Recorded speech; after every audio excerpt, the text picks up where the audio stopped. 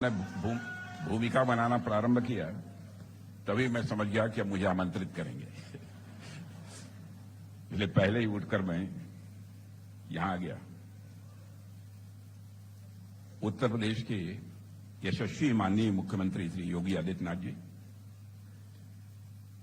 और हमारे श्री ब्रजेश पाठक जी, उप मुख्यमंत्री, पूर्व अध्यक्ष भारतीय जनता पार्टी से रमापति राम जी त्रिपाठी और श्री भूपेन्द्र जी चौधरी, और एक को तो परिचय कराने की जरूरत नहीं है, नाम भी न लें तब भी काम चल जाएगा, कुमार विश्वास जी, और यहां की महापौर। मंच पर बहुत लोग, मंचों मैदान में बैठे मेरे सभी सम्मानित बहनों एवं भाइयों, अटल जी के व्यक्तित्व से हमें परिचय कराने की कोई आवश्यकता नहीं है। जनजन अटल जी के व्यक्तित्व से, उनके कर्तृत्व से, बैठने की जगह नहीं है क्या भाई? अटल जी के व्यक्तित्व और कर्तृत्व से अच्छी तरह परिचित है।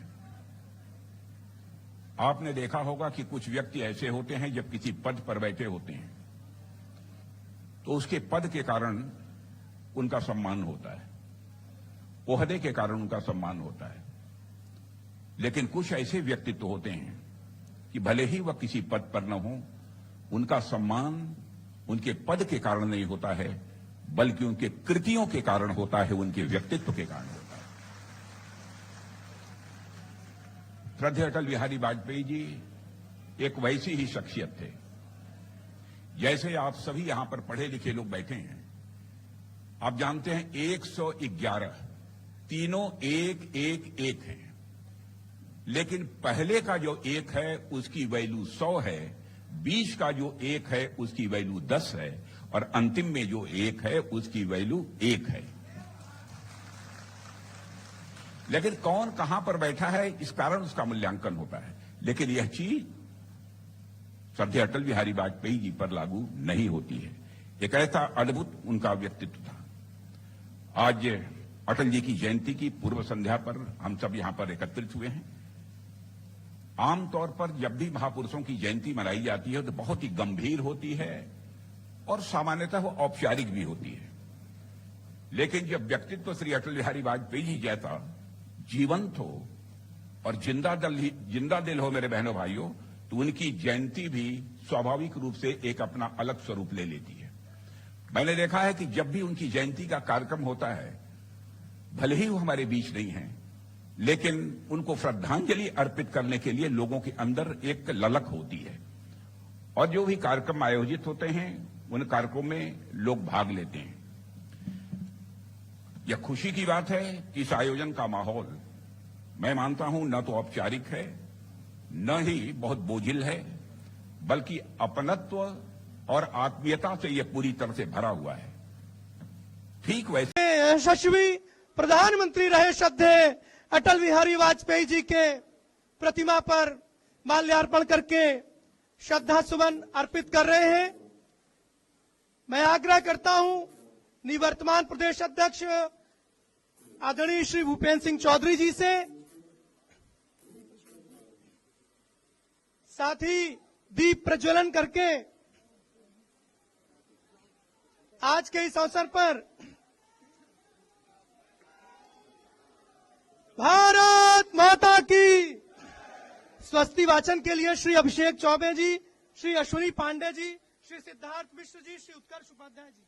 हरि ओम स्वस्ति न इंद्रो वृद्धस्रवाः स्वस्ति नः पूषा विश्ववेदाः स्वस्ति नस्तार्क्ष्यो अरिष्टानेमिः स्वस्ति नो बृहस्पतिर्दधातु प्रेखादशवामरुताः वृष्णिमातरः शुभञ्जावानो विदते कुजगमयः अग्निजिह्वा मनवः सूरचक्षसो विश्वेनो देवा अवसागमन्निः हरिः ओम। इस स्वस्ति वाचन के उपरांत मैं आग्रह करता हूं श्री अटल बिहारी, जब हम अटल जी की बात करते हैं तो भारतीय राजनीति का एक ऐसा चेहरा जिसने 6 दशक तक भारत की राजनीति को एक नई ऊंचाई दी, उसे मूल्यों और आदर्शों के साथ जोड़ा। राजनीति में हम किसी भी ओर रहें, लेकिन अपनी धमक और अपनी पहचान को लेकर के हम उसे आगे बढ़ा सकते हैं। और अटल जी की ये प्रेरणा, उनका एक संघर्ष, उनका ये संकल्प उनकी कविताओं में भी, क्योंकि वे कवि भी थे, एक लेखक भी थे, एक पत्रकार भी थे, एक राजनेता भी थे और एक दूरदृष्टा राजनेता के साथ साथ एक अभिभावक के रूप में भी उनका मार्गदर्शन पूरे देश ने लिया है और दुनिया भी उनका उसी रूप में सम्मान करती थी। उनकी कविताएं हर एक उस नागरिक को जिसके सामने चुनौती होती है, संकट होता है, हर उस नागरिक के लिए प्रासंगिक होती हैं और उसके लिए एक नई प्रेरणा भी। हार नहीं मानूंगा, रार नहीं ठानूंगा, काल के कपाल पर लिखता मिटाता हूं, गीत नया गाता हूं।